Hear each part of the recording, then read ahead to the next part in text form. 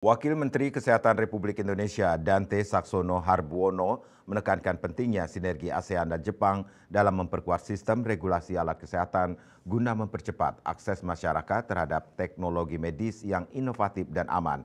Wamenkes juga akan memperkuat regulator alat kesehatan di kawasan ASEAN menuju harmonisasi perkembangan teknologi medis.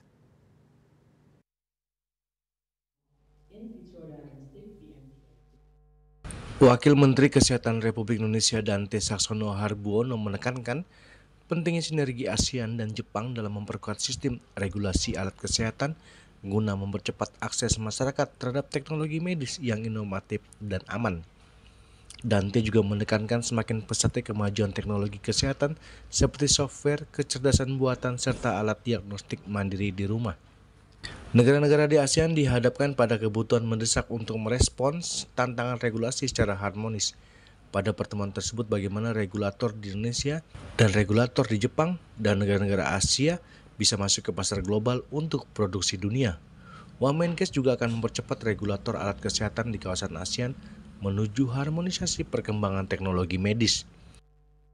Yang beberapa sudah diintroduksi di Indonesia, nanti akan support secara regulatori pada pertemuan ini, bagaimana regulatori di Indonesia dan bagaimana regulatori di Jepang dan dengan negara ASEAN lainnya, sehingga kita bisa masuk ke pasar global untuk produksi dalam negeri.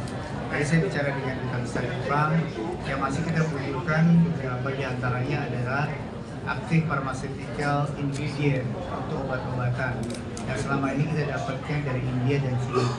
Tapi untuk model-model alat kesehatan kita sudah bisa bahkan beberapa diantaranya diekspor ke Jepang.